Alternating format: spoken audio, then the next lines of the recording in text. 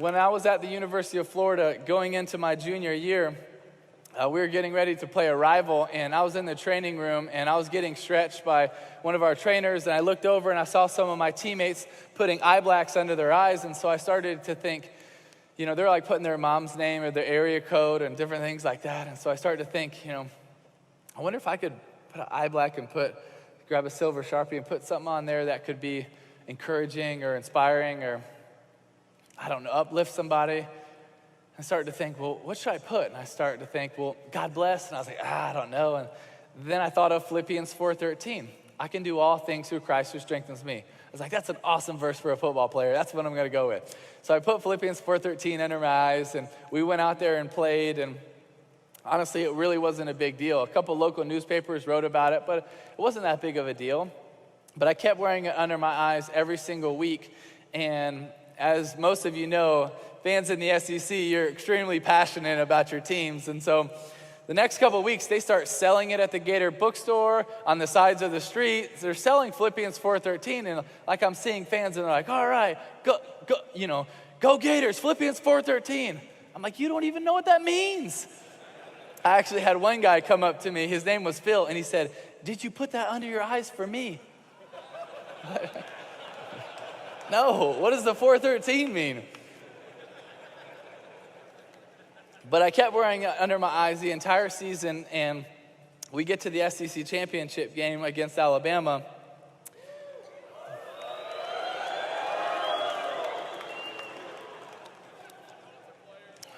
Calm down.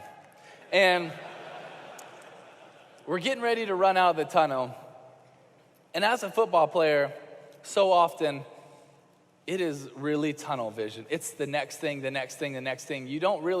You can't afford to step back and look at the big picture because you can just lose focus. So many times it's just locked in to the next thing we have to do. Well, at this moment, I really felt like God was putting out of my heart to change the verse. I was like, really, right now? But I kind of stepped back for a second and realized that if we won, we'd be playing in the national championship. And that would be maybe the biggest stage that I would ever get to change the verse and put something meaningful on there. So we were blessed to win. And the next 6 weeks leading up to the national championship game, I was contemplating, really agonizing over what verse I was going to go with. But God kept bringing it to my heart and my head, John 3:16. Because as a Christian, that's the essence of our Christianity. It's the essence of our hope. For God so loved the world, he gave his only begotten Son, that whosoever believes in him will not perish, but have everlasting life. That's what we believe in as Christians. So I decided that's the verse I'm going to go with.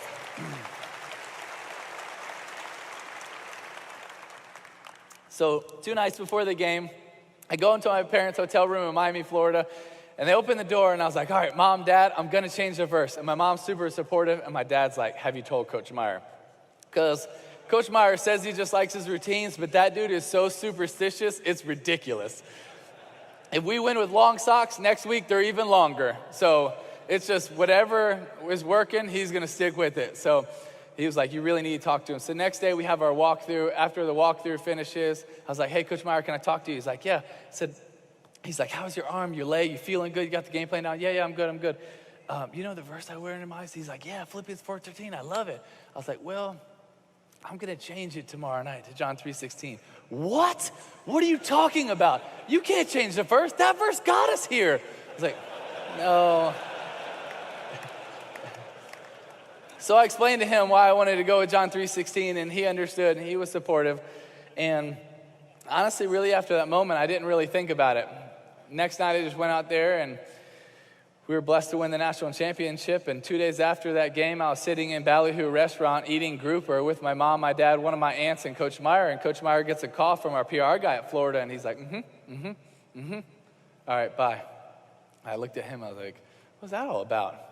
He told me who it was, our PR guy, and he said, Timmy, he just told me that during that game, 94 million people Googled John 3:16.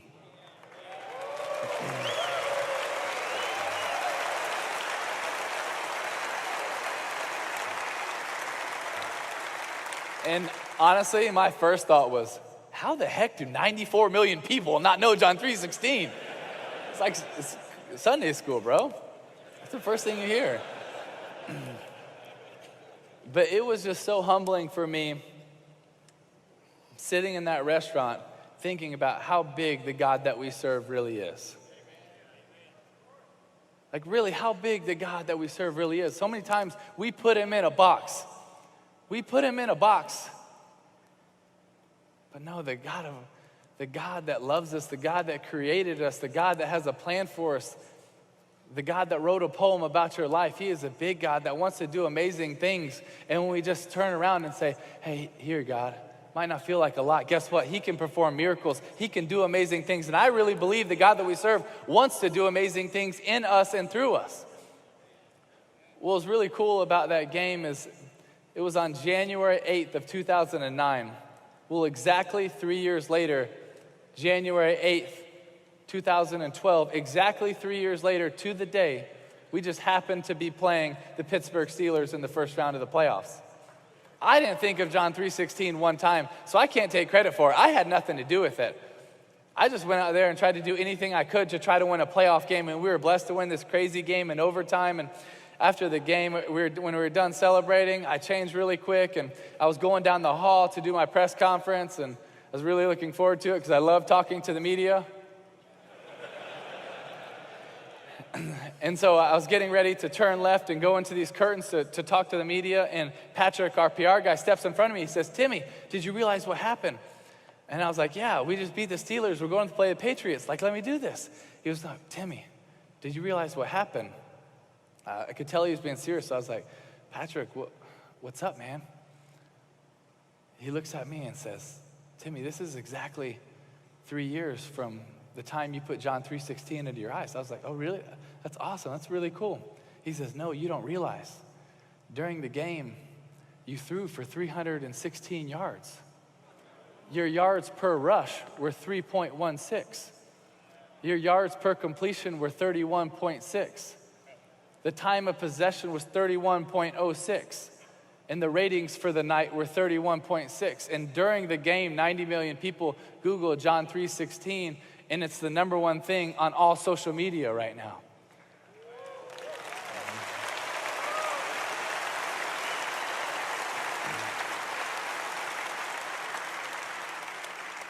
And I was just standing in that hallway thinking, God, I didn't know that you were doing anything. Like, I thought that was like 3 years ago.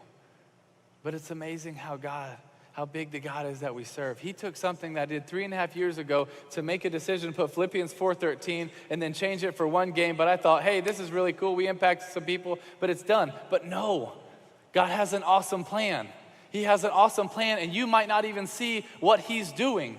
You might not even know how he's working. But the amazing thing is when we step out and we show a little courage, we step out and we show a little boldness, what God can do with it in our lives, through our lives. But he's a big God. He's a big God, and he can perform miracles. He can perform miracles. I really believe that he wants to. You have to understand, the God of this universe loves you so much that he sent his son to die for you. If he loves you that much, is he not going to want to fight for you? Is he not going to want to fight with you? Is he not going to want to come through for you? Now, that doesn't mean that life is going to be easy. It's not. But it means that it's going to be worth it.